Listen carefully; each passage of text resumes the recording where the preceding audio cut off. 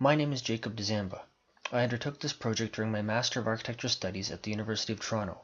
This project presents a concept for lunar habitat construction that uses a composite enclosure system. Why is it important for an architect to think about something as complex as a lunar base? Architects try to make spaces that are livable, spaces that you can work in but also relax, feel comfortable, and play in. And in the business of space exploration, where a human's physical and psychological needs are quickly becoming the limiting factor, the design of livable spaces is more important now than ever before. Now I'm going to try to narrate the next few slides from the fictional future point of view of this guy, so that I can illustrate some of the technical aspects of the design of the lunar base, but also to show how it can create spaces that are livable. So here we go. It feels good to be coming back. My last trip here in the year 2020 was over 15 years ago. We were here to build the first habitat back then. Now the NASA Moon Migration Agency has decided to move the families of over 400 scientists and engineers that work here to live here with them on the moon. It's my job to build 22 new habitats to house this growing community. It's not just a small base on the moon anymore. Now it's truly becoming a lunar colony. The last time I was here, there were only a handful of habitats. In the early days, we pushed the habitats up against the permanently shaded ridge of Shackleton Crater because we didn't know how difficult it would be to construct in the scorching heat of the sun, which fluctuates by several hundred Celsius daily. I see a spacecraft taking off. Now that the colony has grown, it's easy to understand that we built the spaceports so far away from our homes for safety reasons. But in the early days when our base was small, it was so difficult to explain the need to construct such a long road. We touched down at one of the oldest habitats. I remember how difficult it was to build the first one. Robots arrived before we did. They prepared and excavated the site and manufactured the lunar sandbags we'd need to construct the dome. We worked by night when the temperatures outside weren't as extreme. That way we could wear our thin spacesuits, which made our construction work a lot easier. We weren't sure if we'd be able to build the first sandbag arches, but somehow we managed, and eventually we got better at it. And now this base is home to a new profession of moon masons who specialize in the construction of long-span structures using lunar sandbags. I can see the urban plan we designed is finally taking shape, but for a long time this place was just a small science outpost of only a few habitats.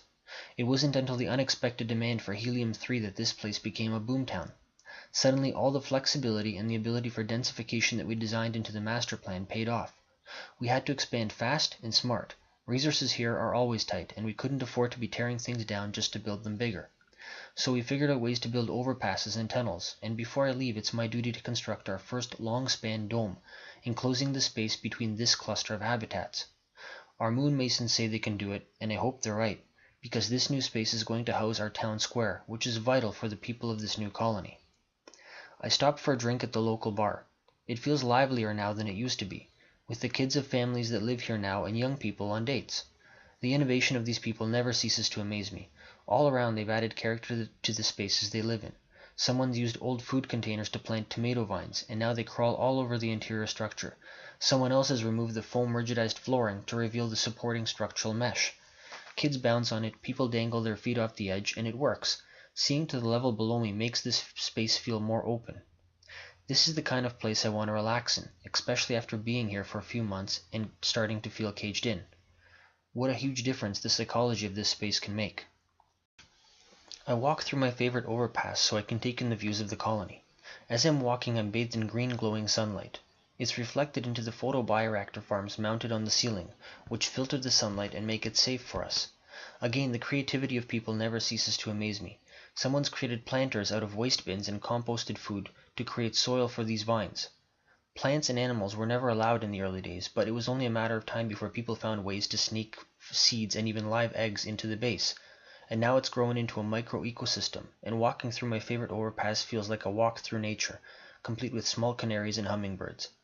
I'm looking forward to a fun night in the new multi-purpose entertainment building. Some nights it's a concert hall, other nights it's a movie theater, but tonight it's a center for performing arts putting on their production of Chicago. What a difference it makes to have these kind of facilities compared to the early days when we had to fit everything into just one habitat. The composite enclosure system consists of two components that together create a safe, shirt-sleeve environment. The inner component is the foam rigidized inflatable cupola, abbreviated to FRIC, and the outer component is a protective cupola constructed of sandbags filled with lunar regolith. Astronauts deploy the FRIC onto a site that has been leveled and prepared by a robot prior to human arrival. The frick's wall composition is first inflated to give the cupola its shape, and then to rigidize the cupola it is foamed segment by segment. A central void in the cupola becomes the form for a column made of compacted regolith. The column will initially be used as a scaffolding mast that will guide the sandbag laying robot.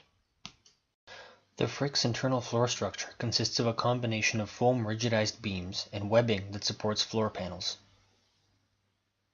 The astronauts' short trip is completed once the frick has been deployed. Following their departure, a robot begins laying the courses of the outer sandbag cupola. Arches are constructed utilizing an inflatable scaffold. The individual sandbags are interconnected via built-in ties, which transform the outer cupola from a collection of stacked sandbags into an integrated structure. While laying sandbags, the frick is structurally tied into the sandbag cupola, creating a composite structural system that adds to the structural capacity of the frick.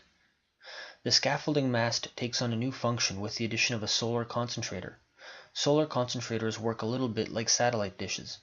They focus sunlight to a single point, at which the light enters a fiber optic receiver, which transports the actual sunlight inside via fiber optic cables built into the scaffolding mast and fiber optic light emitters built into the internal skin of the frick.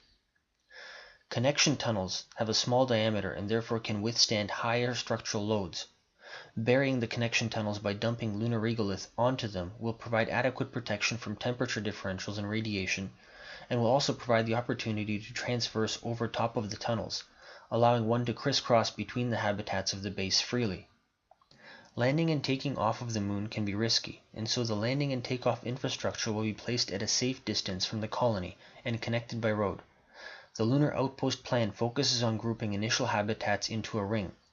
The ring will one day be enclosed into a massive cupola that will serve as the colony's central social space. The massive cupola will repurpose the compacted regolith columns at the center of the frick as supports for massive new arches that will span between each cupola in the colony's central ring. The arches will then support additional courses of sandbags that will enclose the central ring via a massive sandbag cupola.